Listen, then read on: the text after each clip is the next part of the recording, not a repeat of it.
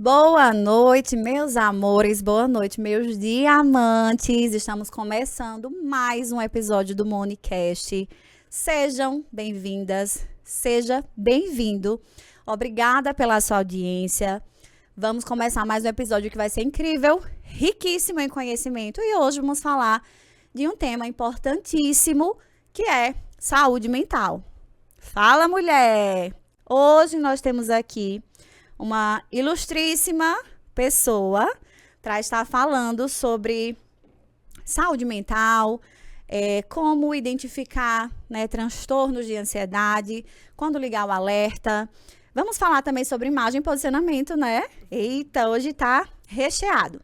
Mas antes, eu quero, claro, agradecer aos meus parceiros que estão comigo nesse projeto, que acreditaram, que compraram a ideia e que estão aqui promovendo essa troca de conhecimento para vocês. Quero agradecer a Nath Mason, é claro, minha patrocinadora oficial. Depois eu mostro para vocês o meu look maravilhoso. Quero agradecer a Ótica Milena também, a Laboratório Análises, a minha amiga Marina, obrigada. A Wilson Pizza de Trindade, Wilson Pizza de Ouricuri, Xandão Venda de Suplementos, e hoje eu quero deixar o meu agradecimento especial à minha assessora de marketing, a Mar Santos. Vem fazendo um trabalho incrível, isso aqui não seria possível sem você, tá, amiga? Muito obrigada pelo apoio. E vamos lá, temos uma convidada aqui, super especial, gente, a Stephanie Maila. Ela é psicóloga já há 9 anos, especialista em terapia cognitivo-comportamental, né?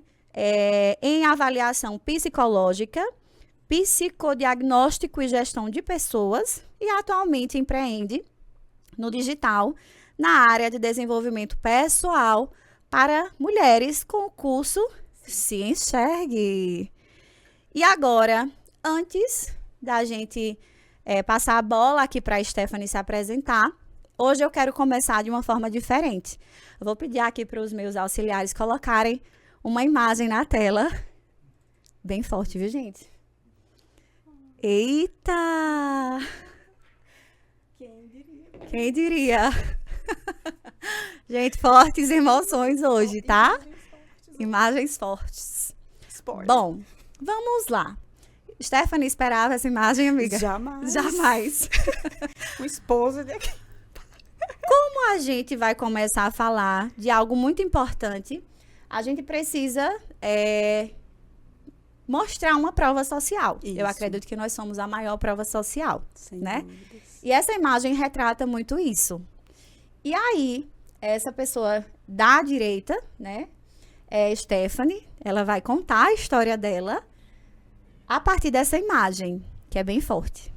E essa outra pessoa ali segurando o bebezinho sou eu, idêntica, né, gente? Como, olhe, obrigada à estética. Tempo.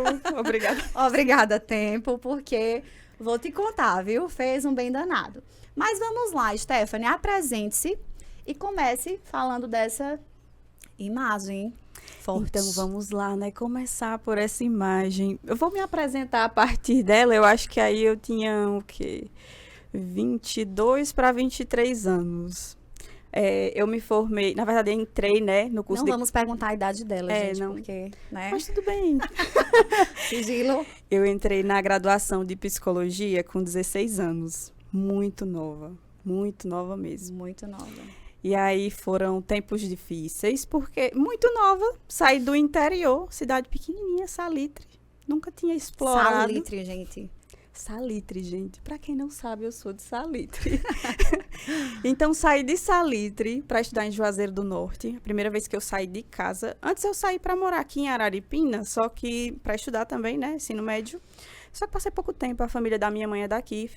Tava em casa, né? Mas quando a gente sai para desbravar o mundo, em uma terra que você não conhece ninguém. É chocante a realidade, né? E na adolescência, né? Só que eu sempre fui muito determinada e também madura para as coisas que eu queria desbravar, né? Então foi aí que começou meu contato com a psicologia. Se a gente for parar para contabilizar os anos, são o quê? 14 por aí. Já vamos saber a idade dela. Só de estudos voltados para psicologia, desenvolvimento Agradecer humano. a estética também, vá, porque você não... Obrigada, Botox por existir. Né? Ai, maravilhoso. Mas aí eu estava em um período, quando a gente começa, na verdade, entra no mundo do trabalho, né, Moni? A gente tem os desafios, nós temos nossos desafios, mas é árduo, não é fácil, mas a gente entra empolgado, porque é o primeiro contato. Só que quando vão passando-se os tempos, eu formei aos 21, aí já estava aqui com 2 anos já, e nem sempre a gente tem a possibilidade de escolher, né, onde vamos ingressar. Às vezes, por algumas necessidades, a gente vai para o que tem. Acho que a grande maioria das pessoas entra no mundo do trabalho por essa via. Você que trabalha, né, com toda essa gestão, organização e, enfim, captação de pessoas, você entende sobre isso também. E aí, nesse período, eu fui trabalhar em uma área que eu nunca imaginei na minha vida. Eu não queria, né? Assistência social. Aí eu estava trabalhando em um CRAS de uma comunidade quilombola. Eu sempre amei a minha profissão, eu amo o que eu faço. Tudo o que eu fazia e faço é com muita dedicação. Estudei muito, me dediquei muito. Aí eu estava vestida para o ambiente, embora também não precisava ter exagerado tanto assim, né? Amiga, Praticamente Salei Maria da Moda, vê essa imagem aí. praticamente Você um ia ser pijama. cancelada, viu? Praticamente um pijama, mas é porque nesse período aí, para vocês entenderem como os nossos pensamentos, a nossa interpretação e as nossas emoções nos levam a nos mostrar como estamos nos sentindo, nesse período aí eu não tinha vontade de sair da cama para ir trabalhar, porque eu não queria mais estar indo para aquela área, entende? Então eu fazia o mínimo. E aí, como a ambiência me permitia ir muito simples, eu dei uma pequena exagerada. Uma pequena muito Tá exagerada. sendo modesta. Mas foi um trabalho que me engrandeceu muito, aprendi demais. Também trabalhei em diversas áreas. Por exemplo, nesse período aí, eu atuava no centro de referência da cidade de Salitre, atuava no distrito, que é esse aí, e ainda tinha um programa que gerenciava com uma equipe de mais 5 pessoas. Então, eu estava excessivamente sobrecarregada de trabalho. E quando isso acontece, nós ficamos onde? Terceiro plano, né? E aí, foi uma jornada muito árdua que eu aprendi muito e foi a partir desse cansaço que eu fui traçando estratégias para sair de um local que eu não queria mais estar. Então, é isso que a gente precisa fazer. Se eu estou realmente incomodada na ambiência em que eu estou, se eu não estou feliz com esse trabalho, se eu me vejo em outros espaços, se eu quero me desenvolver enquanto pessoa, então eu preciso criar estratégias e direcionar e estudar para aquilo que eu quero seguir.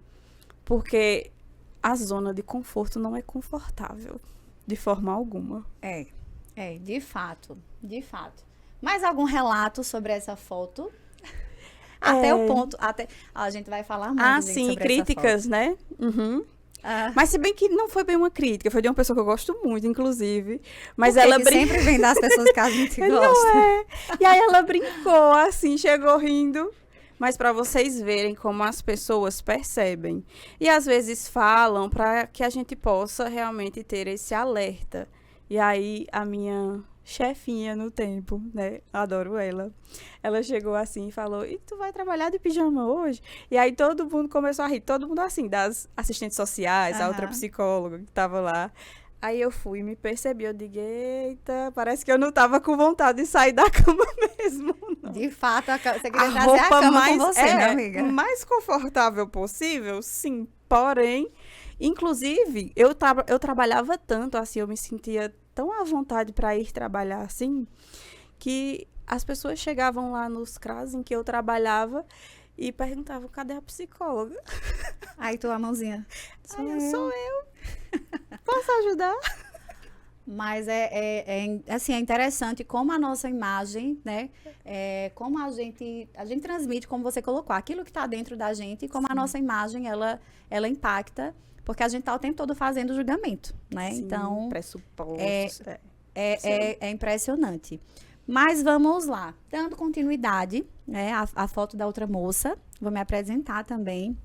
Gente, por que que eu resolvi colocar essas imagens, né? Porque a gente vai falar de um assunto que a gente não só estudou, como a gente vivenciou, né, amiga? A gente vai falar sobre imagem, sobre posicionamento, sobre como sair da zona de conforto, como perceber o nosso valor enquanto mulher, enquanto profissional. Então, a gente precisa eu falo, gente, eu me arrepio, meu Deus. Se eu não começar a chorar aqui agora, mas Qualquer vamos coisa. lá, vamos Tô segurar. Com minha psicóloga. Minha psicóloga, viu? Detalhe. Então, vamos lá. Eu fui mãe aos 14 anos, Stephanie conhece muito bem a minha história. Eu fui mãe aos 14 anos e filhas de pais bem religiosos, né? A única filha mais nova, tenho 2 irmãos mais velhos. E aí, na época que eu engravidei, foi assim, o meu mundo desabou. Hoje é uma coisa muito comum, não é natural, mas é comum de se ver. Na minha época, não. Então, assim, foi um escândalo em proporções gigantescas. E a primeira coisa que eu ouvi de alguém que eu gosto muito, de um familiar, inclusive, foi: sua vida acabou. Então, imagina, 14 anos de idade, grávida, sem ter noção do que estava acontecendo, porque quem diz que tem noção está mentindo, né? De fato, não tinha noção do que era, do que eu ia enfrentar, do que era maternidade. Gente, 14 anos, não tem como ter noção. Ah, mas a escola ensina, mas você vê isso. Na minha época, não, eu era muito inocente, as minhas amigas inocentes, né? Vamos lá, não vamos entrar nesse mérito. Mas, enfim. E aí, eu precisei, de fato, não me pergunte como, sim, foram muitas fases, né, que foi havendo essa evolução progressiva, mas eu consegui, de fato, me enxergar e enxergar que aquela situação não seria o meu fim, seria a minha força, né? E eu encontrei, no meio do caminho, pessoas que me motivaram, pessoas que enxergaram em mim coisas que eu não enxergava. Mas as coisas foram acontecendo, eu fui ressignificando muita coisa, transformando o negativo no positivo, até que eu consegui, de fato, me reerguer e entender que a minha vida não tinha acabado. E aí tudo foi acontecendo com a ajuda de Deus sempre, né? Hoje eu até falei isso conversando com uma pessoa. É sempre Ele, mas a gente tem que dar o nosso mérito também. A gente se esforça, a gente trabalha, a gente rala, cada um sabe da sua realidade, da sua história, do que passa no seu íntimo, né? E é isso. E hoje estamos aqui, 2 mulheres agraciadas, abençoadas, 2 mulheres que se encontraram e se encontram diariamente na profissão, que amam o que fazem. E que estamos aqui hoje para compartilhar com você um pouco da nossa história, das nossas superações, né? E do nosso conhecimento, para que a gente possa, de certa forma, estar ajudando a outras mulheres que passaram ou que estão na situação que nós estamos.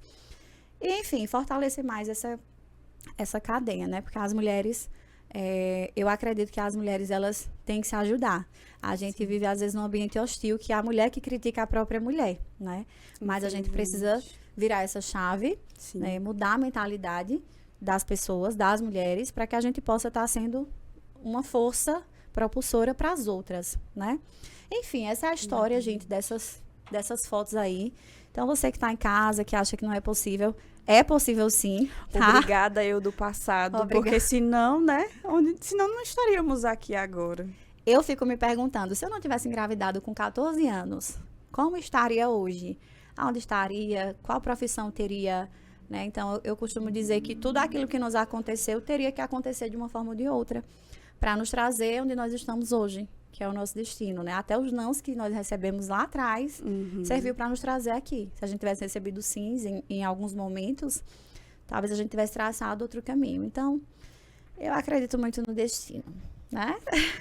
Vamos lá. Começar agora aqui com os conteúdos. Já nos apresentamos, contamos um pouco da nossa história. Eu estava lendo, né? É um tema que eu me interesso bastante, desenvolvimento pessoal. Inclusive, uma das coisas que me fez crescer muito como pessoa, como ser humano, como profissional, foi estudar muito essa área. E indico vocês a fazerem o mesmo, gente. Eu já fui muito criticada por ler livros de autoajuda. Eu amo livro de autoajuda. Amo. Augusto Cury, já devorei todos. Mas se te agrega, se te, de certa forma, traz conhecimento para você, não interessa como. Né? Mas vamos lá. Eu tenho um dado aqui que eu fiquei impressionada com esse dado, né? Que diz que 26,8% dos brasileiros receberam diagnóstico médico de ansiedade. É um número bem alarmante, né, gente? 20, quase 30%, né? 26, vamos colocar 27% da população brasileira diagnosticada com ansiedade. E quem não teve a coragem, né, de ir ao médico, de ser diagnosticada? Quem fica nessa de eu sou forte, eu vou aguentar, isso vai passar, né? E assim, é bem preocupante, porque hoje 100% das pessoas que você conversa, que a gente tem contato, falam, eu tenho ansiedade, eu tenho, né, para quem já recebeu esse diagnóstico, já tem um autoconhecimento, eu tenho crise de pânico, que é algo mais grave, né?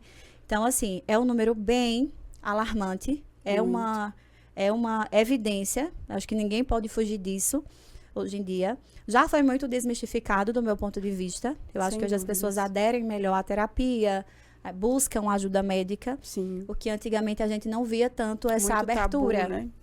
Muito tabu. Mas falando, Stephanie, do tema ansiedade, né? Dentro desses dados aqui, de que forma as pessoas podem se perceber? Eu estou no estado de ansiedade que eu preciso buscar ajuda. Bom, o primeiro ponto é o estado de alerta, né? Eu costumo dizer, as pessoas chegam às vezes no consultório e falando, eu estou tão desatenta. Aí a gente tem que começar a avaliar essa cognição no sentido de, você está desatenta porque sua atenção está mais lenta ou porque ela está hipervigilante? Porque você está pensando muito em várias coisas e você não está conseguindo se conectar com o seu agora, né? Se a questão for essa, né? Então, realmente, você já começa a se perceber aí, pensando muito, muito. E uma das coisas muito importantes, que inclusive eu falo no meu Instagram, em todos os ambientes em que eu circulo, o nosso pensamento não existe sentir do nada, né? A gente É igual aquela história, né? Fulano separou do nada. Gente, nunca é do nada. Não existe do nada, gente. Parem de fugir da realidade, né? Porque o do nada, né, na verdade, são situações que você viveu ou que está vivendo que ficam enraizadas na sua memória, que se tornam pensamentos ou lembranças e elas começam a te atormentar. E aí não é só uma situação, duas, não são dois pensamentos, são muitos. E uma preocupação traz várias outras preocupações, né? Então, para que fique uma base bem estruturada, bem exemplificada, situações acontecem, essas situações vão fazer você interpretá-la, porque também tudo depende da nossa interpretação. Tem pessoas que interpretam de uma forma e sofrem menos. Eu amo fazer isso. E tem pessoas que interpretam de uma forma mais negativa, mais autocrítica as situações e sofrem mais. Depois que você tem essa interpretação, que você sente a emoção, né? Então, e aí a emoção vai lá no sistema, na nossa amígdalazinha e manda a informação pro corpo, o Moni não tá legal não, manda aí um alerta para ela. Aí vai lá, aperta o coração, ou então o coração começa a acelerar. Aí você, não, vou segurar aqui, não, tudo bem, vou segurar. E aí manda um tremor. E aí depois um formigamento. E você não consegue se acolher, não consegue avaliar a situação em que você está inserido e o corpo começa a mandar alerta para todos os lados. E aí tem gente que sente dor de estômago, tem gente que sente vontade de urinar com frequência, tem gente que sente dor de barriga, enxaquecas com muita frequência, né? E aí depois que todo o corpo entra em estado de alerta, aí é que você se comporta. E aí a maioria das pessoas buscam fuga.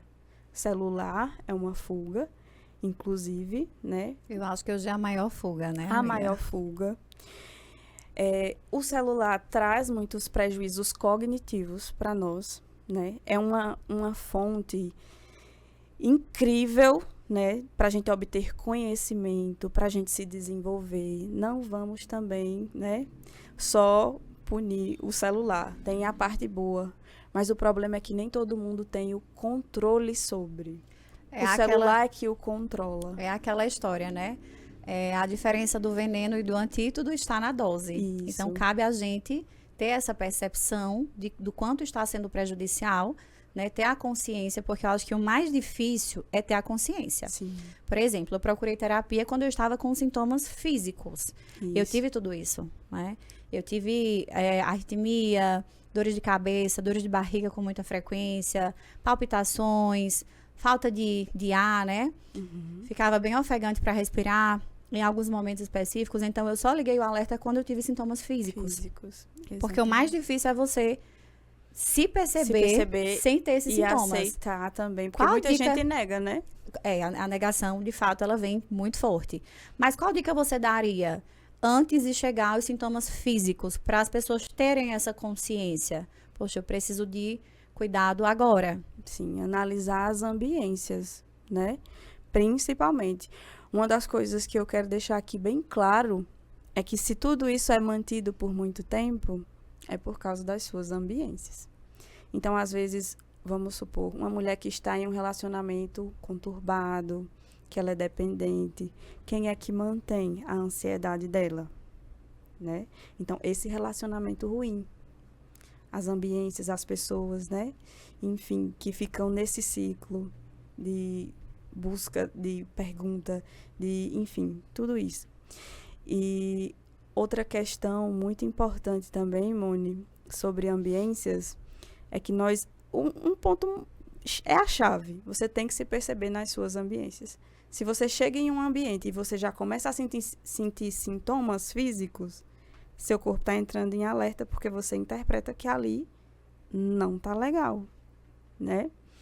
E trabalho, excesso de trabalho, excesso de estresse. O estresse, por muitos períodos, por longos períodos, acarretam, né? Entrar em um nível de ansiedade maior ou em um nível em que você vai deprimir, né?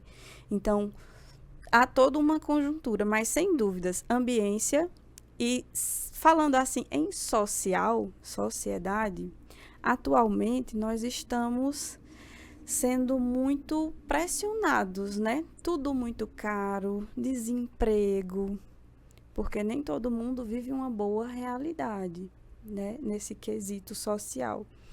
Então, fatores culturais, as pessoas estão julgando cada vez mais, né? Nas redes sociais a gente vê que tem muita gente com discurso de ódio.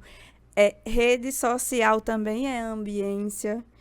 Então, se eu perguntar para você, o que é que sua ambiência está lhe trazendo? Está trazendo coisas boas ou está trazendo só catástrofes? Porque se você passa muita parte do seu dia nessa ambiência e só traz coisas ruins, como é que você espera ter emoções e sensações boas? Né? Sim, de fato. Então, a primeira dica seria fazer essa autoanálise, né? Sim, se perceber. De quais lugares você frequenta, aquilo que você vê, como você interpreta a rede social. A rede social hoje, eu acho que é o maior tema de debate, Sim. Principalmente se tratando de saúde mental, porque eu acho que adoece muito as pessoas, inclusive teve muitas perguntas, né, sobre essa questão da rede social. E aí, entrando nessa deixa, né, que você falou, sobre ambiência, sobre a forma que a gente percebe, né, as situações, a forma que a gente lida, que processa, porque aquele processamento vai gerar uma emoção e a emoção vai gerar uma ação, né? E é como você disse, não tem como você só consumir algo negativo, você ficar ali o dia todo vendo notícia ruim. Tem gente que ama. Eu fico impressionada. Acidente não sei aonde. A pessoa tá lá, eita, deixa eu ver. Gente, né? É um tiro no pé para o emocional, né? Porque a gente acaba... E você já tá ansioso. Pense em uma pessoa que já tá ansiosa. Aí começa a pensar, meu Deus, vai acontecer comigo? E já pensa na família, e já gera, né, ali pensamentos que vão levando a esses transtornos. Mas além da ansiedade, Stephanie, está muito em evidência outras doenças, né? Vamos colocar assim. Não sei nem se pode ser chamado de doença, amiga. É o quê? Me corrija. Pode chamar transtornos. Transtornos, né? Transtornos. Dentre eles está bastante evidência a depressão, o transtorno afetivo bipolar, autismo, TDAH e o TOC, né? Que é o transtorno compulsivo obsessivo. Certo? Uhum. Tô certa, né? Vamos lá. Gente, tô com uma pesquisa atualizada. Tá Tô atualizada. preparada, viu? Pronto. Mas vamos lá. Qual seria a diferença desses transtornos, né? Às vezes a gente pensa que é uma coisa é outra. Como diferenciar uma ansiedade que é natural de uma depressão, de algo que tem que ter um cuidado maior, digamos assim. Como identificar o toque, né? Sem citar nomes, por favor, viu? O sigilo paciente. Gente, brincadeira, viu? Mas é porque a gente, às vezes, não tem a consciência daquilo que nós temos, dos comportamentos que são automáticos e a gente não se percebe. Acho que tudo está no fator consciência, parar, se olhar e se perceber. Mas qual seria, assim, a diferença quando a gente deve, de fato, entender a importância de um acompanhamento, enfim. Sobre acompanhamento é essencial em qualquer ciclo da vida, em qualquer momento, faça terapia. Ou seja, já vamos deixar o link dela aqui, ó, agenda. Tendo ou não tendo nenhum...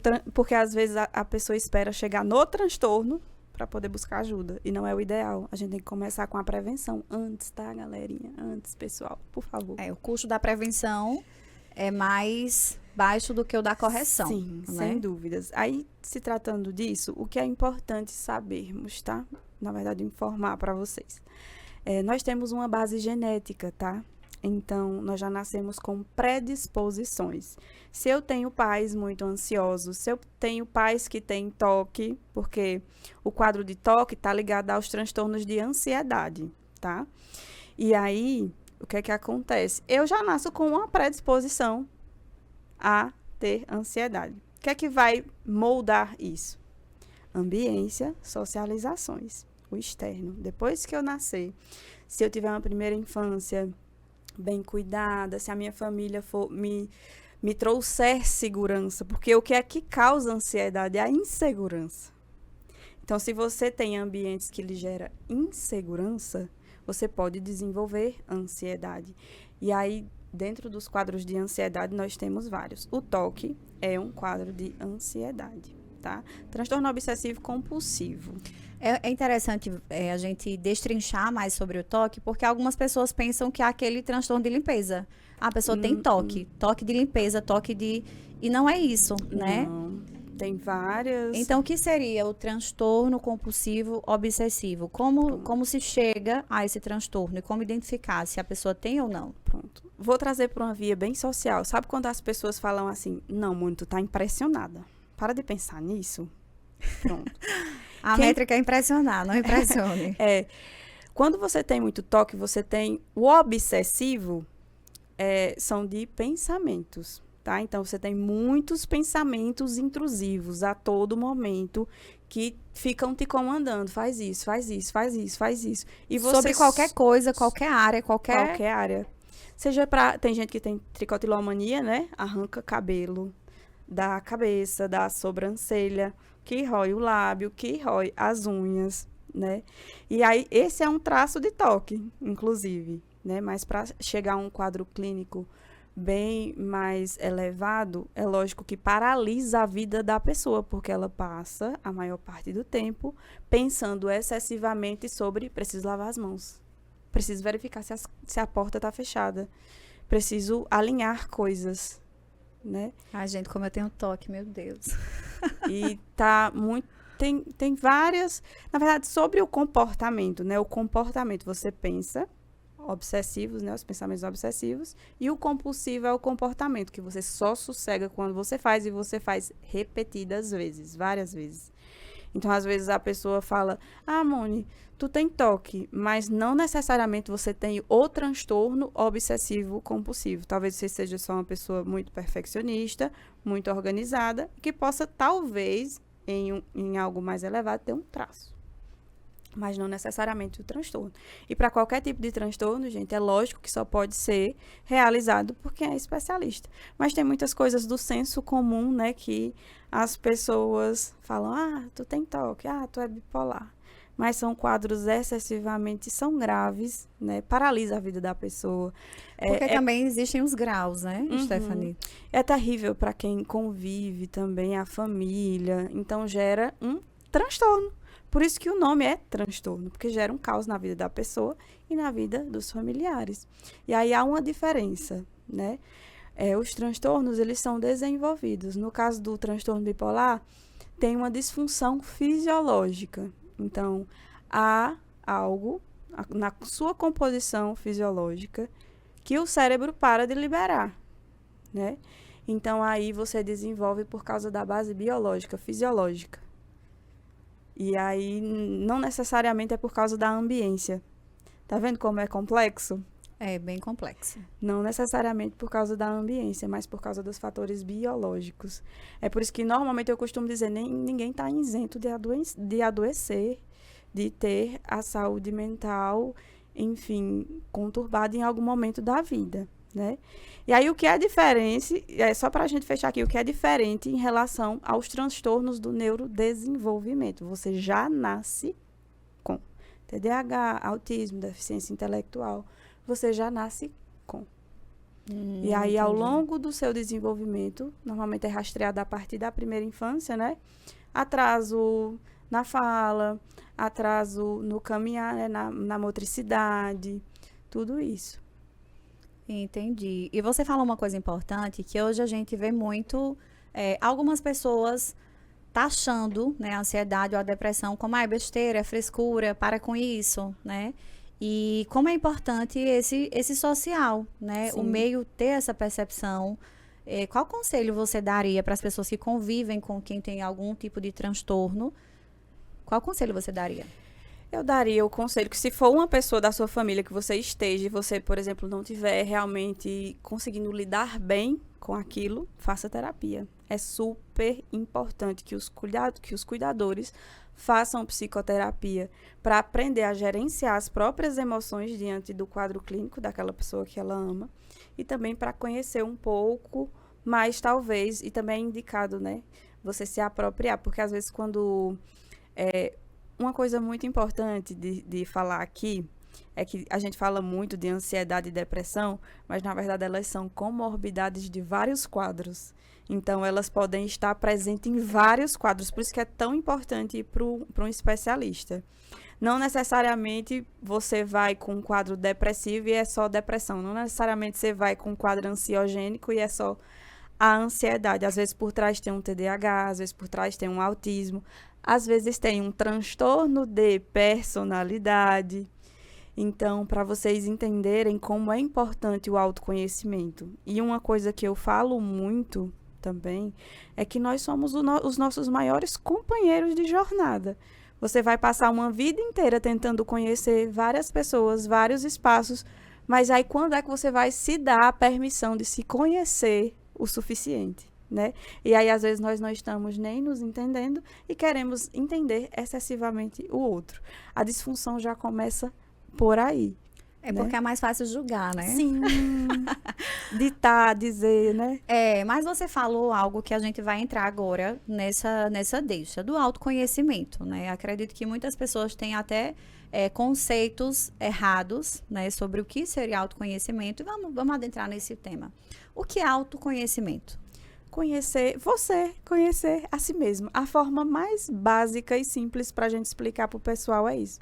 Você conhecer quais são as suas habilidades, você reconhecer as principais emoções que você vem vivendo, você aprender a gerenciá-las, você aprender a se perceber nos espaços em que você está.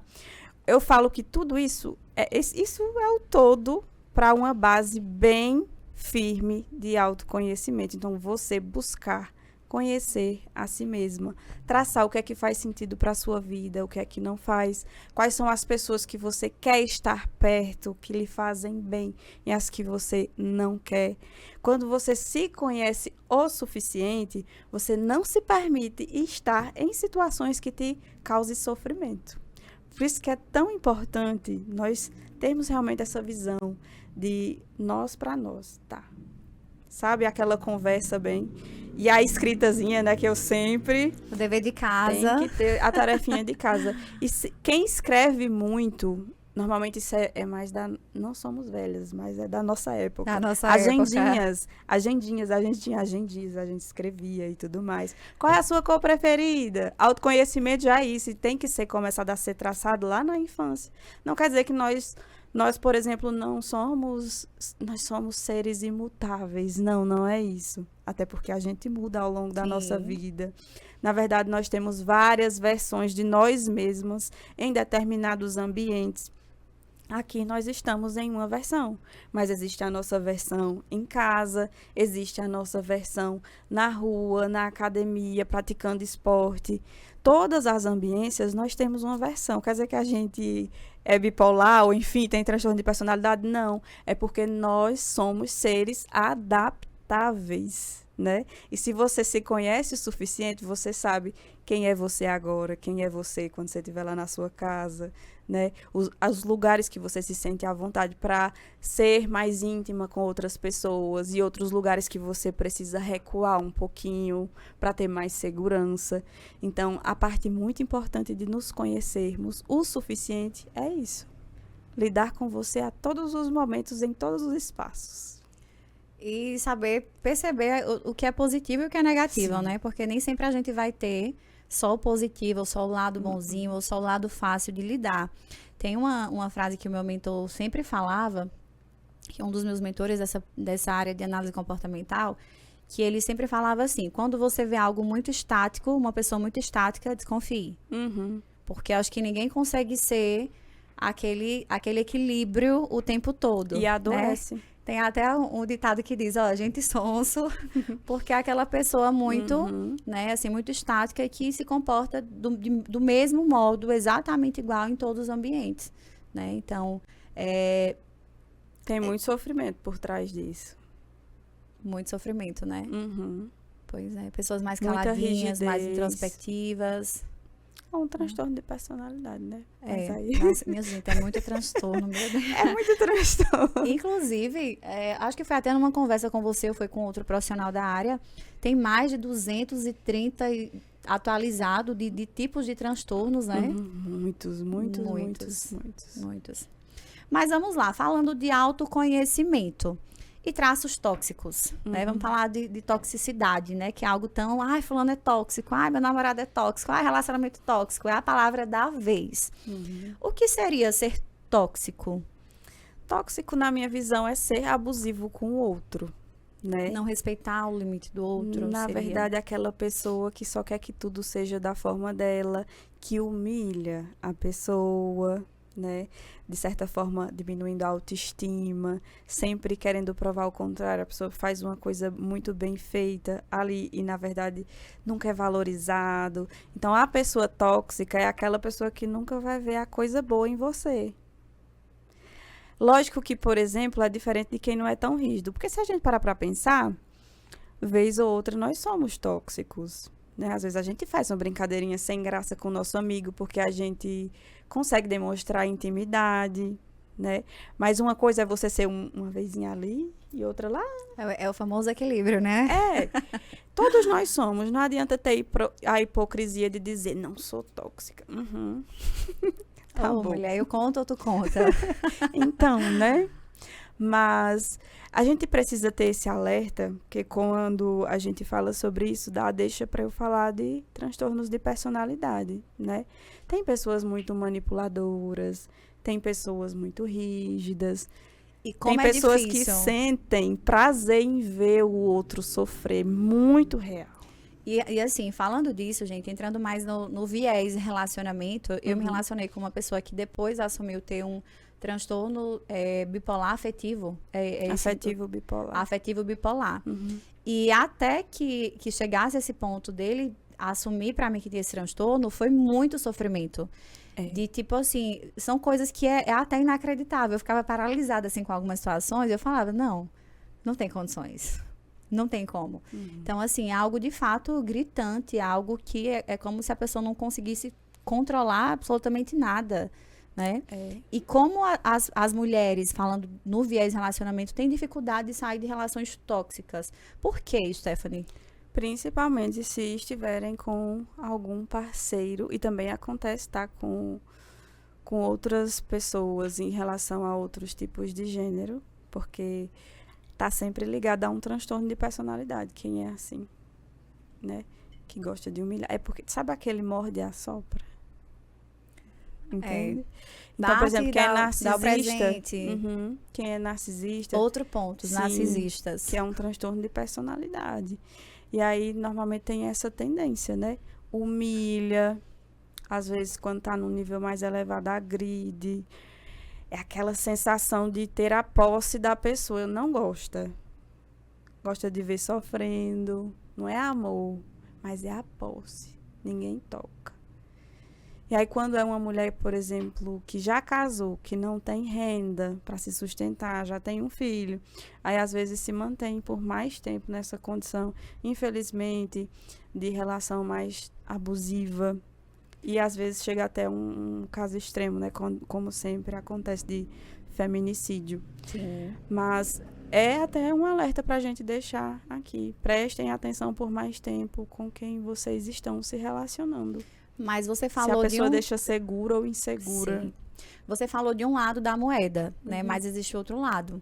Existe aquela mulher que é casada, que é independente, que tem a sua renda, que se mantém, que às vezes até mantém a casa e não consegue sair de uma relação tóxica. Não né? consegue. Dependência, né?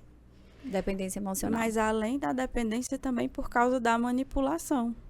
Às vezes aquela mulher, por várias vezes, já foi tão manipulada, já sentiu tanto medo daquela figura, que não consegue, paralisa. O medo, a insegurança paralisa, faz com que ela não consiga se mover.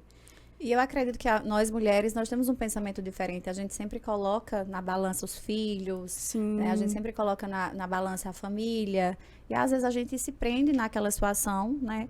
Por colocar um peso maior na família. Outro fator que eu particularmente enxergo, né? Conversando com pessoas, né? Com outras mulheres, é que é a forma como a pessoa se percebe. Uhum. Porque eu olho para algumas e eu digo, amiga, Não tu é tem- tão, não para não tem dizer autoestima. foda, com licença da palavra. E como tu não se enxerga, né? E eu falo isso não só no viés de relacionamento, mas Para o como todo, né? para o todo. Às vezes eu vejo mulheres incríveis que têm um potencial gigante, mas não enxergam esse potencial, né? E aí entra muito a questão do autoconhecimento. Uhum. Voltando para essa parte do autoconhecimento, para essas mulheres que não enxergam seu potencial ou que estão no lado mais vitimista, eu não consigo, eu não posso, porque fulana... entrando no segmento do empreendedorismo, por exemplo. Eu recebo muitas mensagens de mulheres, eu te admiro, a forma como você se veste, a forma como você se posiciona, como é que tu começou a trabalhar o teu marketing? Eu não consigo, eu não sei falar, não tenho boa oratória, mas o meu corpo não é assim, né? E às vezes a pessoa tem um potencial gigante e quando na verdade não precisa de nada disso, né? O que você diria para essas pessoas, para essas mulheres, para sair mais desse lado vitimista e se posicionarem, se enxergarem, né, como uma possibilidade, né? Eu posso. Eu sempre usei essa frase e eu sempre uso em tudo, nas palestras, nos treinamentos, em todo contato que eu tenho. Se um dia uma pessoa conseguiu fazer, você também pode. Você também consegue, né? E aí eu uso sempre a referência de um estudo que foi feito no cérebro de Albert Einstein. Quando ele faleceu, o instituto pegou o cérebro dele para estudar e ver se tinha alguma anomalia que justificasse o QI elevadíssimo, a inteligência dele. E não teve nada demais. Basicamente, o cérebro de Albert Einstein era exatamente igual ao nosso, né? Então, assim, eu sempre coloquei isso na minha cabeça, eu sempre carreguei essa frase comigo. Se outro ser humano que tem a mesma fisiologia, o mesmo cérebro que eu conseguiu, por que eu não consigo? Agora entra muito a questão das crenças, do medo, da insegurança, que a gente vai já falar sobre isso. É porque é muito assunto mesmo. São muitos assuntos. É muita coisa para falar. Mas vamos lá, o que você diria para essas mulheres que se colocam nessa posição mais de vitimista? Como sair, como se enxergar, como praticar mais autoconhecimento? Vamos lá. É que primeiro elas precisam começar a aprender a se validar, né? Como você falou nas crenças, né? Nós temos muitas crenças de desvalor. Principalmente quem tem, assim, uma história de vida que tudo foi muito difícil para conseguir, que sempre viveu em ambientes que não acreditavam tanto em você. Isso fica enraizado nas nossas crenças centrais, que são as crenças do nosso pensamento. Ao longo da vida, algumas pessoas adaptam essas crenças. Só que em alguns momentos aparecem gatilhos e você pode desadaptar, né? Dependendo da situação. Mas o que é que precisa ser feito? A gente tem que fazer, né? Se você não Tirar se o mover, pijama. não dá, tira o pijama, se olha, se percebe, começa a cuidar de você, dê tempo de qualidade para você, porque às vezes eu acompanho mulheres que dizem, eu não tenho tempo nem para tomar um banho. Não, o tempo você tem. Eu costumo dizer que quem não tem tempo é quem já se foi. As pessoas que já se foram não têm tempo, nós temos tempo de vida para fazer. Mas aí você está se priorizando ou não? Porque se você viver sempre à mercê de estar servindo o outro ou de agradar excessivamente o outro, você vai se perder na sua jornada. Ponto. Você vai se desconectar de você mesma, incontestavelmente. E tem muitas mulheres que têm muito a síndrome de boazinha, né? Que é de querer agradar o tempo todo, né? Todo mundo que tá em volta. E normalmente quem não começa também tem um excesso de perfeccionismo. Eu quero que tudo esteja pronto para eu começar a fazer e eu tenho que estar... Eu não vou nem desenvolver minhas habilidades, né? Porque, primeiro, aprender a falar... Hoje, se você pegar no meu Instagram e verificar os vídeos que eu fiz lá no começo... Ai, amiga, não vamos entrar nesse mérito. A gente não começa pronto, mas a gente tem que se expor. E é isso que a terapia cognitivo-comportamental e todas as terapias de base comportamental falam. Você precisa se expor. Comece pelo pouco. Ah, eu quero desenvolver um Instagram. Tá. Faz um Instagram fechado para o seu negócio. Coloca poucas pessoas. Vai e começa. Depois, abre para mais gente. Vai de forma gradativa para ser confortável também. Porque tem gente que, por exemplo, se você chamar para vir aqui, pode ser a mulher que você acha incrível. Aí você chama, vou nada. Não, inclusive tenho prints, viu? Tenho prints. Convidei algumas pessoas que eu julgo, assim, que tem uma oratória impecável, que tem... Mas não tenho coragem. Uhum. E eu, como assim tu não tem coragem? Eu fiquei indignada. Como assim tu não tem coragem? Amiga, vamos, vai ser gravado, qualquer coisa. Não tenho coragem. E só que para você ver, aqui nós estamos conversando. Sim. Não tem uma plateia de 1000 pessoas. Mas é porque, às vezes, as pessoas também, elas fazem um bicho, assim, de 7 cabeças, né? E tem até eu até coloquei aqui pra gente adentrar nesse tema também, que tem uma pesquisa que fala que algumas pessoas têm mais medo de falar em público do que da morte. Da morte, sim. Dados Como assim? verídicos. Uhum. Como assim? Mas aí entra o quê, Stephanie? É o medo de passar vergonha? São as crenças, da exposição. Né? A pessoa se sente, vamos dizer assim, nua. E agora? Será que eu sei o suficiente? Crenças enraizadas de autocrítica, com mais essa questão do julgamento. Só que às vezes, se você parar, eu vou falar porque eu sei que é a sua realidade.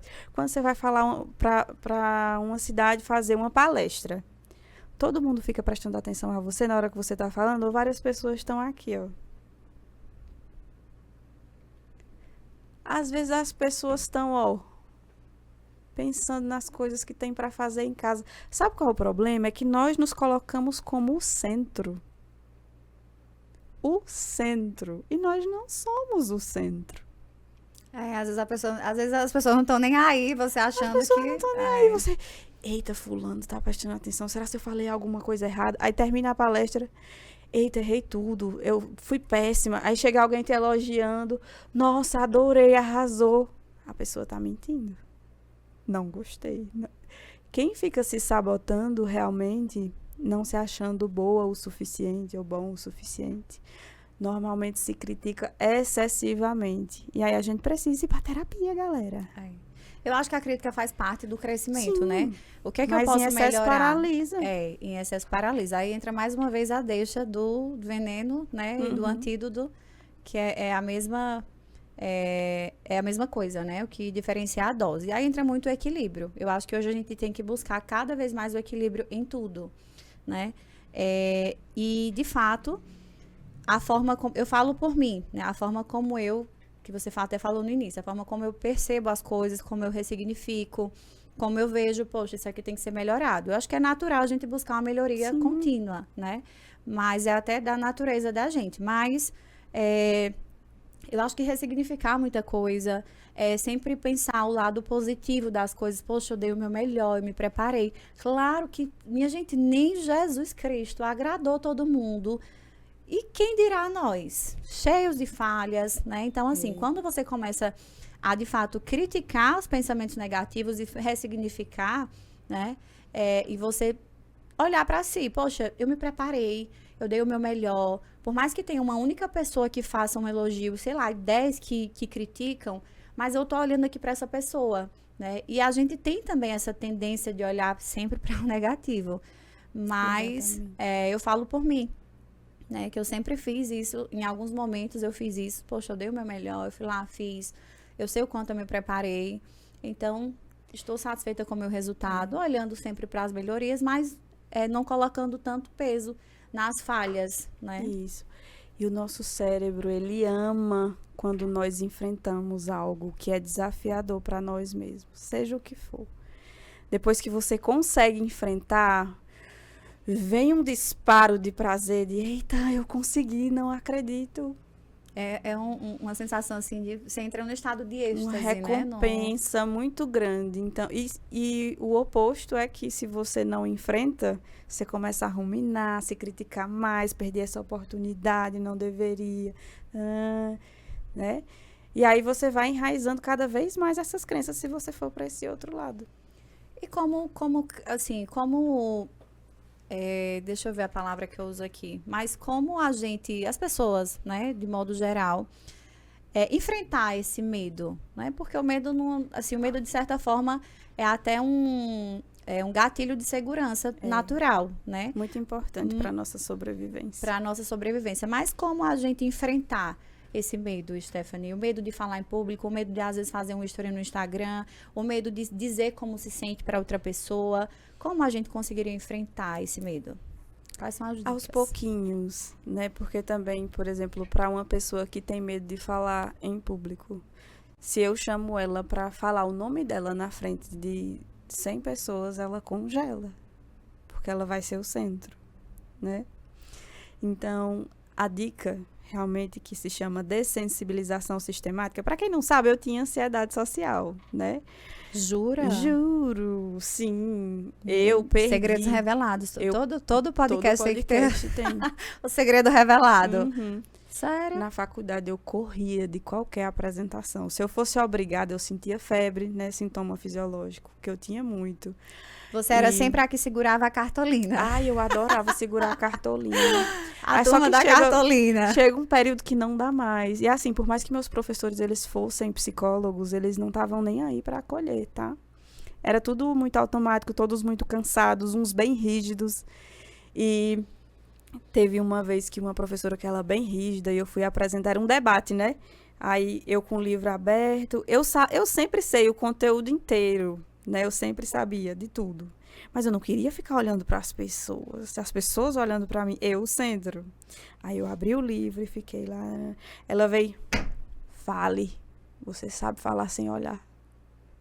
Na frente de todo mundo. Eu já tava com medo. Eu falei, pronto. Agora. Aí eu fui falando bem baixinho, que o tom de voz mais baixo também é questão de insegurança que você vai desenvolvendo, né, ao longo da vida. E fugia de debates. Teve uma professora minha da USP. Eita, vou dar spoiler, mas enfim, pode colocar, não corta não. Sem cortes, viu? Valia a nota da V2. Era para falar pouquinha coisa em uma roda de debates. Eu não fui, perdi nota 10. Perdi. fui para a final porque eu não fui para a apresentação. Então, a gente vai perdendo muito, se desgastando muito, sofrendo muito, porque depois todo mundo começa a comentar, fulano foi legal, tal, nem foi tudo isso, e você começa a se criticar. Então, o que chamo de dessensibilização sistemática é você começar aos pouquinhos. Então, sobre um assunto que você conhece muito, começa a explicar para as pessoas que você gosta, né? Para pessoas que você se sente segura. Depois você vai ampliando os espaços, falando para mais pessoas. Tenta, se você for para a via social, grava, regrava, edita. Coloca só quando você estiver um pouco mais segura lá na rede social. E a gente tem essa possibilidade, né? Tem os aplicativos de corte, tudo isso. Mas esperar que você esteja perfeita é perder tempo de vida demais para começar. Sim, sim, de fato. E eu acho que eu acho que entra muito a questão do perfeccionismo, né? Aceitar que nem todo dia a gente vai estar bem, nem todo dia a gente vai estar 100%.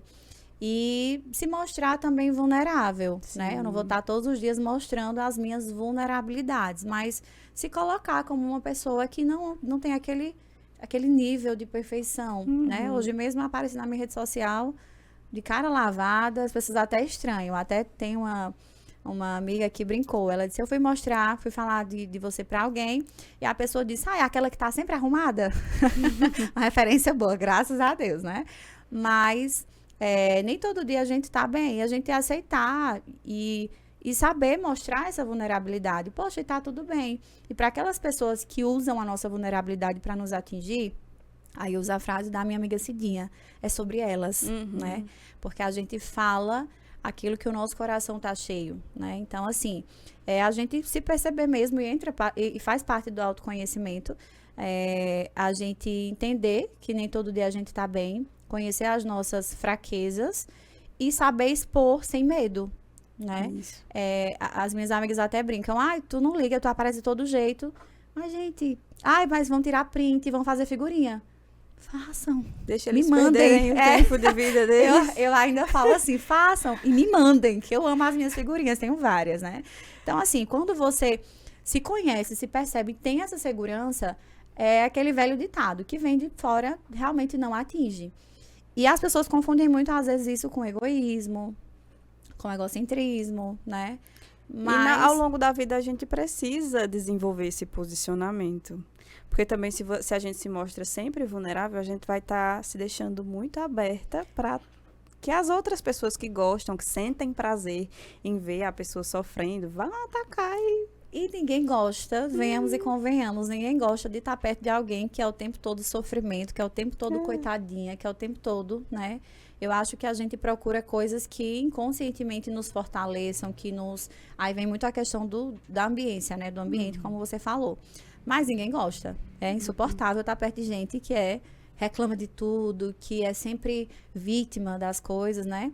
E contagia, viu? Contagia, exatamente. Do mesmo jeito que uma energia positiva contagia. Eu, particularmente, já tive vários feedbacks de clientes que passaram pelo processo da assessoria de mentoria e deram feedback. Eu sou outra depois da mentoria, porque você fez com que eu enxergasse qualidades que eu não enxergava. Eu senti vontade de me arrumar. Quando tu vinha, eu já me arrumava, já colocava um perfume, arrumava o cabelo.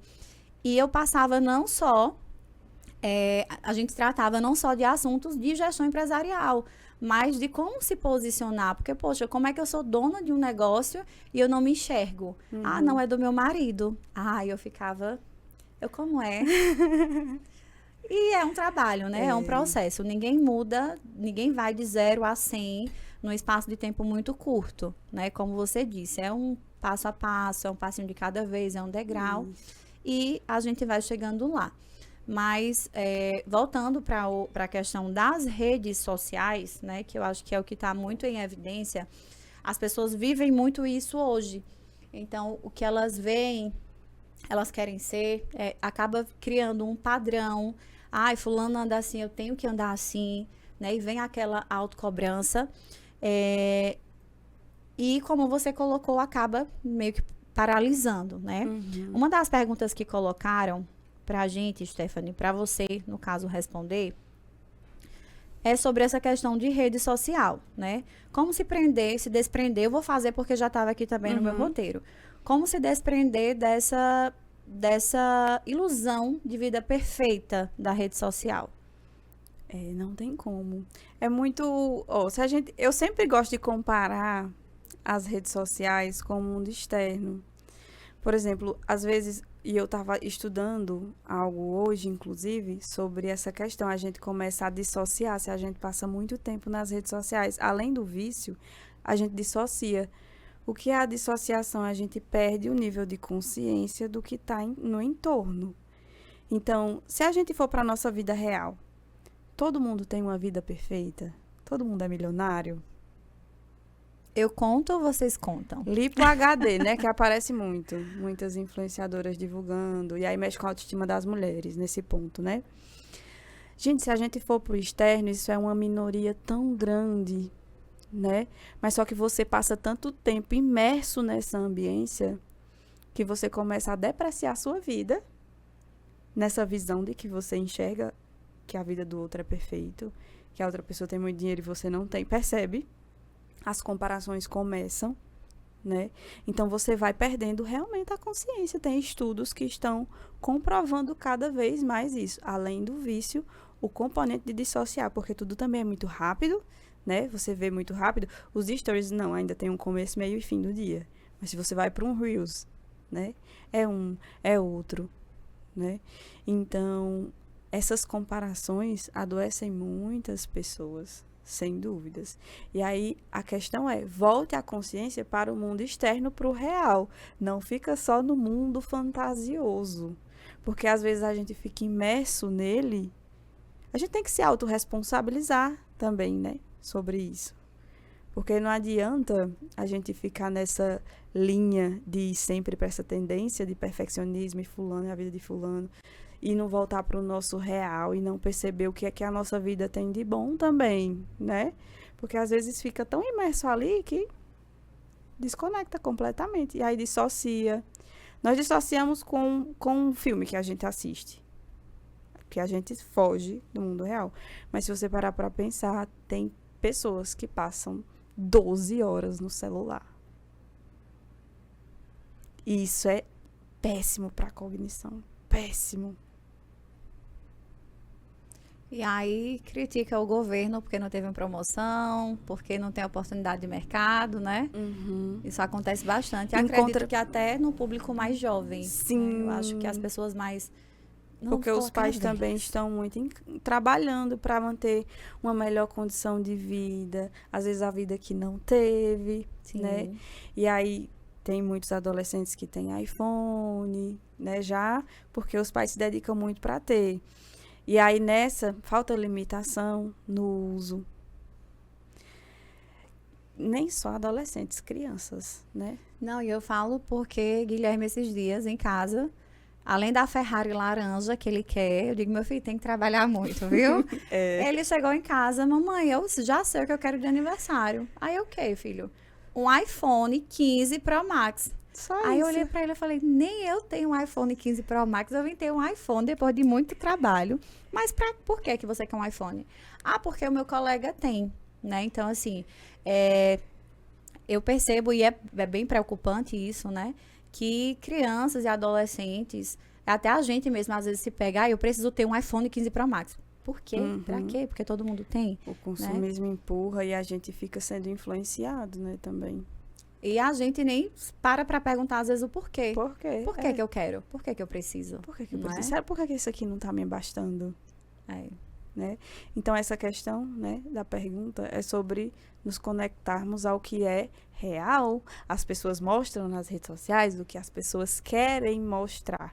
Nos bastidores, ninguém sabe como é a vida de ninguém saindo da ambiência social.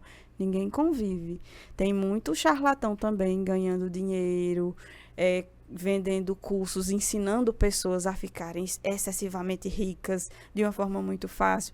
Então, na ambiência social tem muito risco que a gente fique imerso, porque a gente perde a consciência que isso ali é um risco.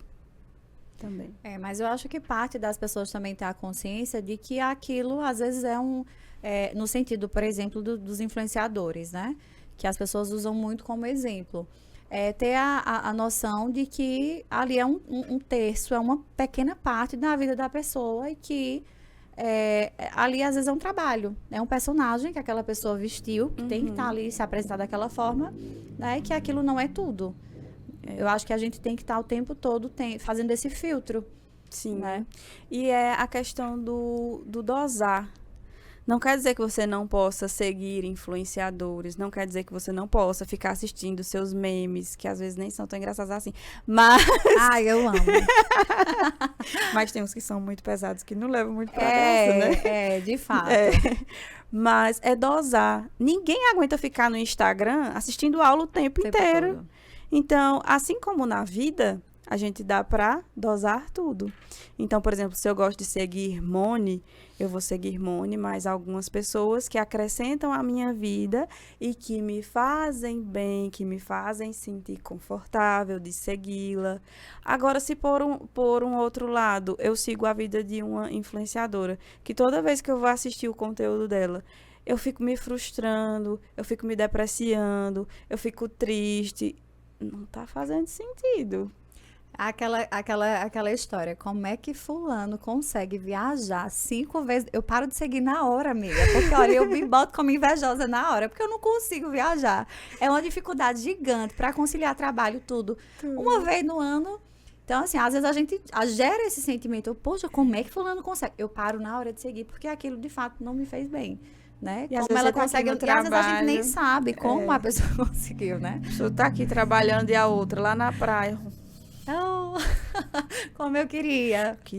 A gente, não, mas eu tenho que trabalhar para estar lá. Daqui a pouco sou eu. Mas não faz sentido. Então, o que é importante? Aprenda a gerenciar as suas redes.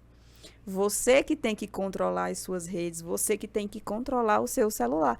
E não o contrário. Porque, às vezes, por exemplo, nessa dissociação, ele começa a te controlar, ele vai te mandando pessoas, conteúdos que não tem nada a ver com você e você fica ali, ó. Um zumbi. Um zumbi. Literalmente um zumbi.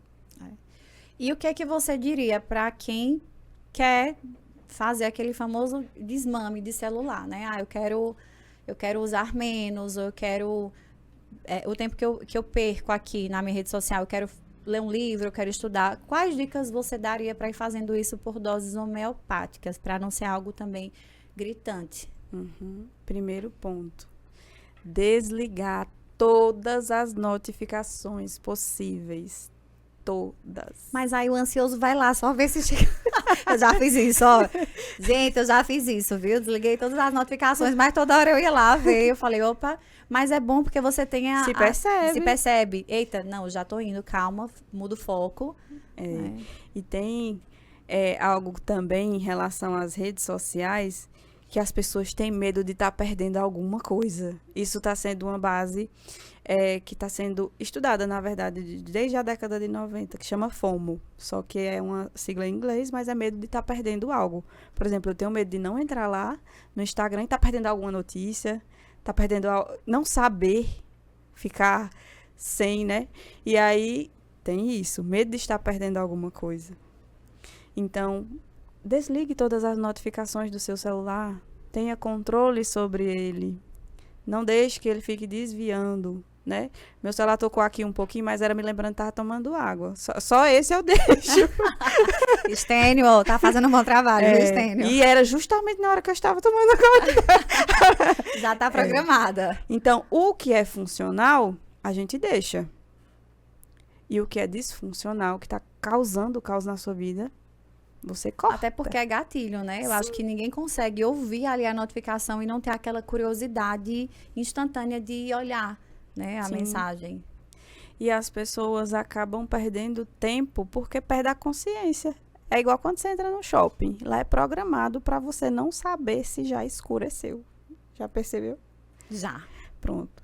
Atrás das redes sociais tem muito neurocientista, gente. Eles sabem quais são os gatilhos que eles vão mexer para que nosso cérebro fique preso, abundantemente dopaminérgico ali, para que a gente fique lá. Tem muita recompensa. E hoje, os grandes treinamentos de vendas, eles não são com foco no produto.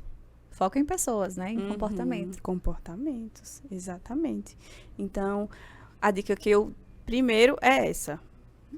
Desligue as notificações. E aí, se você quiser se dedicar a uma leitura, comece por uma página. Se você não vai conseguir ler excessivamente, se você tá aqui, ó. Vai pegar um livro e vai achar a coisa mais chata do mundo. De fato, nem passa. E o pior não é nem isso. Eu tô falando de livro que é algo, Ave Maria, é excessivamente desgastante. Se a gente for parar para pensar, o cérebro é acostumado a receber informação rápida ali. E você ir para um livro que não tem nem imagem, nem áudio. Não, desgastante. Hoje as pessoas não estão tendo paciência de assistir um filme que tem começo, meio e fim. Conheço várias pessoas que eu não consigo assistir um filme. Eu digo, não acredito. Não consigo. Me dá uma agonia. Eu paro no trailer, eu já tô pegando o celular, já faço outra coisa. Primeiro sinal dela é você tá excessivamente ansioso. Meu Deus. Eu sou o oposto. Se deixar... Maratona séries. Ave Maria, dormir então é bom demais. É bom demais. Mas é isso. E falando de comportamento, Stephanie, pra gente ir aqui se encaminhando, né, para o final do nosso bate-papo. Gente, passa tão rápido. Não é? Meu Deus do céu, eu fico impressionada. Falando sobre comportamento, né? Uma pessoa não consegue ir de 0 a 100, né? Qual seria o tempo mínimo para uma mudança em um comportamento, para a introdução de um novo comportamento? E aí isso é bem singular. Vai depender da pessoa. Não é em 21 dias, como os coaches, 21 dias. De forma alguma. Você vai precisar de uns 6 meses no mínimo. No meu, ou seja, não compre mais curso que promete você 21 dias conseguir algo, viu? A questão dos 21 dias pode ser até funcionar para você começar a ter uma constância, mas 21 dias não resolve, não. Se fosse assim, como seria bom, né? Era tão bom. Seria incrível. Foco, 21 dias, passou. E aí vai depender também, é tão singular isso que vai depender para o que você engaja. Por exemplo, se você gosta muito de esporte, você vai começar a praticar, não que você gosta muito, né? Se você tá parado, alguma coisa aconteceu. Mas para começar a engajar aos pouquinhos. O problema no que se refere a comportamento, que as pessoas vêm tendo, recompensa. Todo mundo tá tendo recompensa muito rápida. E é isso que eu falo que os professores de hoje em dia estão sofrendo tanto. Eles lutando com todas essas recompensas rápidas e instantâneas, né? Tanto das redes sociais, quanto de receber mesmo dos pais, ou enfim, tudo muito rápido. E ali tem que prender a atenção desses jovens, dessas crianças. Então, assim, para a gente desenvolver bem um comportamento, a pessoa primeiro precisa querer, né?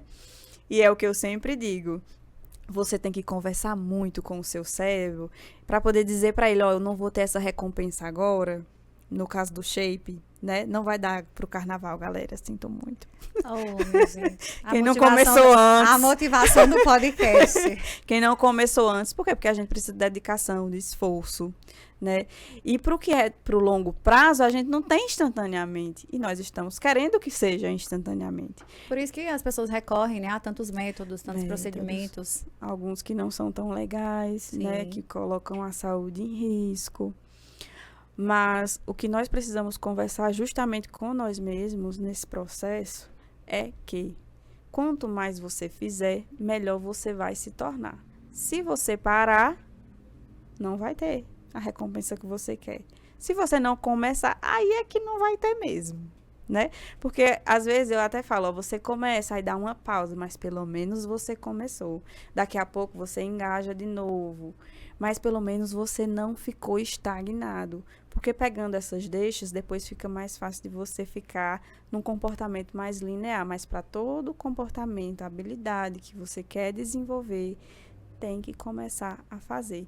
Não é instantaneamente. Por exemplo, vamos pegar o caso da atividade física. Comece aí 2 dias por semana, para você ir adaptando seu cérebro. Depois aumente para 3, depois para 4. Gradativamente, né? Para tudo que a gente for fazer. Se jogar de vez, igual a pessoa fala, eu vou 5 dias, vai. Aí chega no final da semana toda quebrada, não vou mais não. Eu vou perder 10 quilos. Aí, do nada, para de comer tudo e faz aquele jejum intermitente, né? Não. Ou vou, por exemplo, pessoas que têm muito vício em álcool, vou parar de beber 100%. Aí daqui a pouco, quando volta a beber, bebe muito mais. Ou para comida, né? Se priva, daqui a pouco excede de novo. Então, para todo o comportamento que a gente vai desenvolver, a gente precisa de esforço, gente. Para tudo. Energia. E aí é onde entra a autossabotagem, né? Porque o Sim. cérebro não quer gastar energia. Ele quer Não. poupar. É. E aí, normalmente, quem não se expõe muito não tá se esforçando o necessário na jornada, né? Pelo menos um pouquinho básico para se desenvolver. Porque só quem pode fazer por nós mesmos somos nós, né? Tem Ninguém que vai fazer. pegar na sua mãozinha.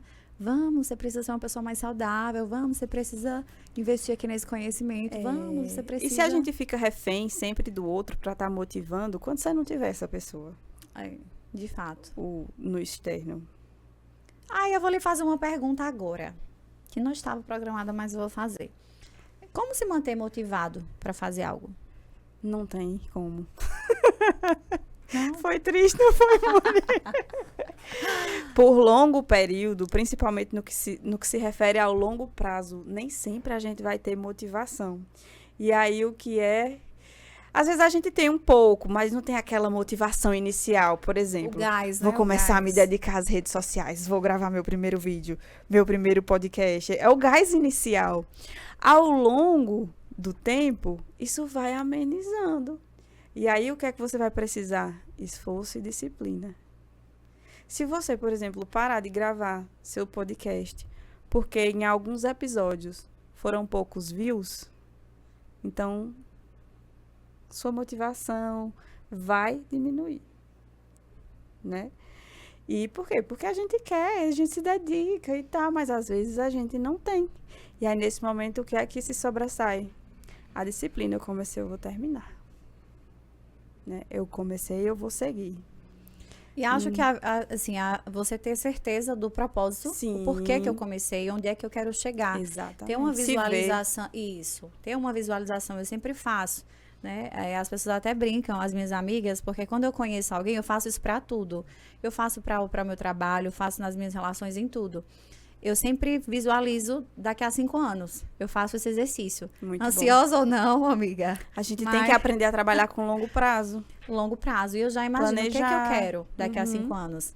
Nessa relação com essa pessoa daqui a 5 anos, como é que vai ser? Né? Então, a partir disso, eu tenho ou muita certeza de que eu vou naquilo, ou eu desisto por ali. Não, se daqui a 5 anos não tem...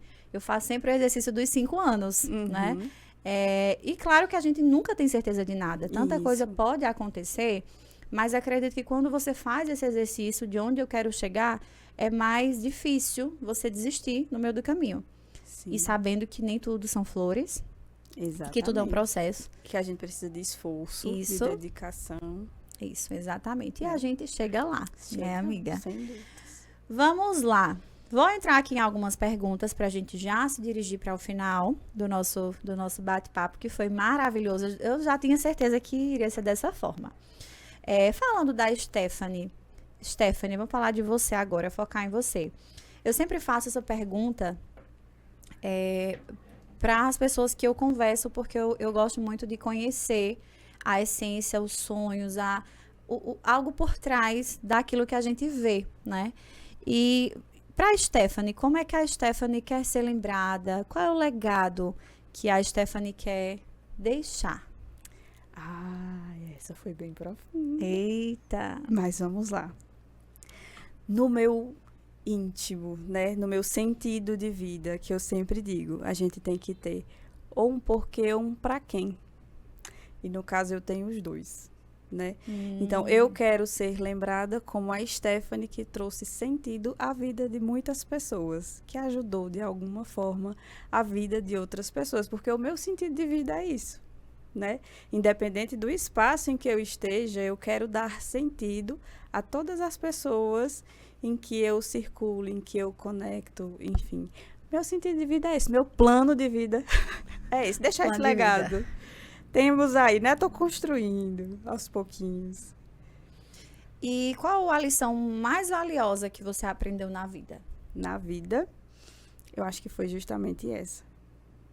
Que a gente precisa realmente ter sentido para viver, né? Que se a gente não tem... Por quê e pra quem, gente? Gravem. pra quem. Se perguntem por quê e pra quem. Forte. Eu ainda não tenho eu tenho vários pra quem família, né? E meus pacientes, enfim, mas eu penso que quando eu for mãe, vai ser o meu maior pra quem. Não tenha dúvida disso. Não tenha dúvida disso. As penso. mães que estão assistindo sabem, né? Eu sei, às vezes hoje eu comentei no story de uma amiga que ela estava em casa, tá com 3 filhos, né? E tá com uma bebezinha de colo. E aí ela filmou que ela tirou as telas das crianças e eles estavam o dia inteiro sem fazer nada e o dia inteiro atrás dela. E aí eu falei, amiga, quantos mamães tu ouviu hoje? Porque tem hora que é mamãe, mamãe, mamãe, mamãe isso, mamãe aquilo. E a gente ficou brincando e a gente chegou ao ponto. Poxa, mas é tão gratificante, é por eles. Chegar no final do dia, às vezes eu chego cansada, eu vejo os meus 2 filhos dormindo, aquele rostinho, aquela... É uma emoção, assim, inexplicável e tudo faz sentido naquele momento. É como se tudo valesse a pena, é uma injeção de força muito grande, né? Então, assim, quem é mãe, né, você vai ser. Eu vou ser. Logo, se Deus quiser. E, de fato, pra quem. Tudo isso é tempo de vida que a gente dedica, né? E a gente tem que dedicar para o que faz sentido, porque senão a gente tá perdendo tempo de vida. De fato. E, Stephanie, o que é uma coisa única em você? O que é que você diria que é uma característica única sua? Eu acho que é a minha espontaneidade. Onde eu chego, acho que as pessoas sempre falam isso, impacta um pouco, porque eu já chego, acolho assim todo mundo. Não diferencio ninguém. Pode ser, sei lá, governador, deputado, a pessoa que cuida da limpeza, eu trato todo mundo da mesma forma e bem espontâneo e carisma, né? Eu acho que isso é bem marcante. Sim, de fato. As pessoas já esperam uma pessoa... psicóloga, já espera aquela pessoa Não. mais... Né? Não sou. Inclusive, quando é pra dar uma frustrada... Eita, como ela é boa. Até quando, às vezes tá lá, né, no meu Instagram, eu faço um videozinho assim, frustrando, mas tu é psicóloga, tu tem que acolher. Eu disse, eu sei a hora de acolher e eu sei a hora de frustrar. Tem que ter também. Tem que ter também. E pra gente finalizar aqui, né, eu vou pegar a pergunta de 3 seguidores. Deixa eu só abrir aqui. Vamos lá. A gente já falou muito sobre o risco de viver se comparando na internet, então vou pular esse, acho que já foi respondido. Como diminuir os efeitos da influência falsa em excesso, padrão de corpo e vida perfeita. Isso a gente também já abordou bastante, né? Acredito que já respondemos. Quais os principais agravantes emocionais na era digital? Acredito que a gente também já respondeu, né? Como foi o começo de tudo na sua carreira? Também perguntaram. Também você já contou lá no início, né? De que forma o excesso de tela atinge o nosso psicológico nessa era digital? Também já... A gente já respondeu tudo. Toda sem nem abrir a caixinha. Já respondemos tudo sem nem abrir a caixinha. E qual mensagem você deixaria, Stephanie, para as mulheres que estão nos ouvindo, para as pessoas que estão nos ouvindo? Eu quero deixar aqui nessa mensagem que, na verdade, no ano de 2023, quando eu li essa frase, eu disse, é isso, pronto. A vida resumida. Resumida. A frase e uma lição também, que também já resume muito do que nós conversamos aqui, é que bom você se torna. Nós não nascemos prontos. A gente se desenvolve para chegar onde nós queremos chegar. Então, uma frase aí que me marcou em 2023, quando eu comecei a querer produzir o meu curso, que realmente a gente fica com muita insegurança, que é uma coisa nova e é comum para qualquer ser humano. Mas quando eu vi essa frase, bom você se torna, é isso. Sempre foi isso. É sobre. Que se você parar para pensar, ao longo da sua vida você não veio pronta, você passou por percalços para você poder se desenvolver e ser quem você é hoje. Então, nós estamos nos tornando cada vez melhores através do nosso esforço, da nossa dedicação. Então, você que está aí, que quer começar, né, a dar seus passos, fixe isso. Bom você se torna. Show de bola. E daqui a 5 anos a gente vai estar bem melhor. E vendo o podcast. Meu Deus. Que bom que seja algo positivo, né? Mas é de fato Que corajosa. É, que bom que você começou. Tá vendo? Se tu não tivesse enfrentado aquele medo, aquela vergonha. Exatamente. Já pensou? Inclusive, hoje eu comentei, hoje eu tô nervosa. A gente tá aqui nos bastidores, né? E acontece, gente. A gente fica o friozinho. E é bom, normal. porque quando a gente vence, é como você disse, o nível a satisfação é muito maior. é bom demais. É ótimo. É bom demais. Agora, fala rapidinho, Stephanie, pra gente do Se Enxergue, né? Se Enxergue. Meu curso foi um curso que eu desenvolvi, que eu procrastinei, né, bastante Mas você procrastinando? Sim, Como assim?